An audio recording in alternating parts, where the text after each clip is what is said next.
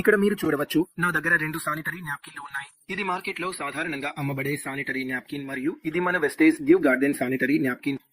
దీనిలో మీరు ఇక్కడ చూడవచ్చు 2 లాక్స్ ఉంటాయి. మనం ఓపెన్ చేసినప్పుడు కనిపిస్తాయి. కానీ మార్కెట్లో దొరికే న్యాప్కిన్లో చూస్తే అక్కడ కేవలం ఒక్క లాక్ మాత్రమే ఉంటుంది కదా. మనం మొదటిగా ఈ 2 సానిటరీ న్యాప్కిన్లను ఓపెన్ చేసి పక్కపక్కన ఉంచుతాం. ఇక్కడ మీరు చూడవచ్చు మన సానిటరీ న్యాప్కిన్లో ఉన్న అతిపెద్ద లాభం ఏమిటంటే అందులో ఒక చిప్ ఉంటుంది. ఈ చిప్ వల్ల లాభం ఏమిటి, దీని గురించి మనం తర్వాతి భాగంలో వివరంగా మాట్లాడబోతున్నాం. ముందుగా మనం దీన్ని తీసివేస్తాం, ఎందుకంటే మార్కెట్లో దొరికే సానిటరీ న్యాప్కిన్లో ఈ చిప్ ఎక్కడా ఉండదు కదా. మీ చుట్టూ దొరికే ఈ సానిటరీ న్యాప్కిన్లోనూ ఈ చిప్ ఉండదు. ముందుగా మనం రెండింటి శోషణ సామర్థ్యాన్ని పరీక్షిస్తాం, అంటే ఇవి ఎంతవరకు శోషించగలవో చూస్తాం. ఇక్కడ నేను ఒక గ్లాస్ నీళ్లు తీసుకున్నాను. దాంట్లో సుమారు 200 ml నీళ్లు ఉంటాయి. అందుకే ముందుగా మనం వెస్టేజ్ సానిటరీ న్యాప్కిన్ మీద నీళ్లు పోసి ఇది ఎంత నీళ్లు శోషించగలదో చూస్తాం. ఇక్కడ మీరు చూడొచ్చు, నేను ఇక్కడ నీళ్లు పోస్తున్నాను. వెస్టేజ్ సానిటరీ న్యాప్కిన్ మొత్తం నీళ్లు పూర్తిగా శోషిస్తోంది. మనము అర్ధ గ్లాస్ నీళ్లు పోసాము. మీరు చూడొచ్చు, ఇది అసలు తడి కాలేదు. ఇక్కడ మనం టిష్యూతో చెక్ చేస్తే మన టిష్యూ కూడా అసలు తడి కాలేదు కదా. కానీ ఇక్కడ వెస్టేజ్ కాకుండా మార్కెట్లో ఉన్న సాధారణ సానిటరీ న్యాప్కిన్ మీద మనం నీళ్లు పోస్తే మీరు చూడొచ్చు, నేను ఇక్కడ అర్ధ గ్లాస్ నీళ్లు పోస్తాను. ఇంకా మీరు చూడొచ్చు, కొంత మాత్రమే పోసినా కూడా నీళ్లు పైనే కనిపిస్తున్నాయి కదా.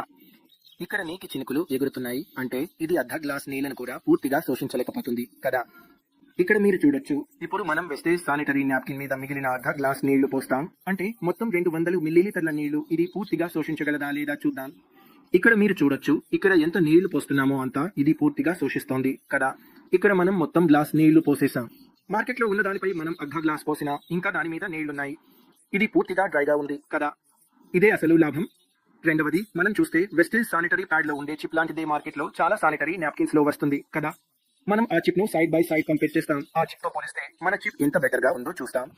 అందుకే ఇక్కడ నేను మార్కెట్లో అదే ప్యాడ్ తీసుకొచ్చాను. అందులో ఈ చిప్ ఉంది. మనము ప్యాడ్ లోంచి చిప్ ను బయటకు తీస్తాం. అలా చేస్తే మనకు సైడ్ బై సైడ్ కంపారిజన్ చేయడానికి సౌకర్యంగా.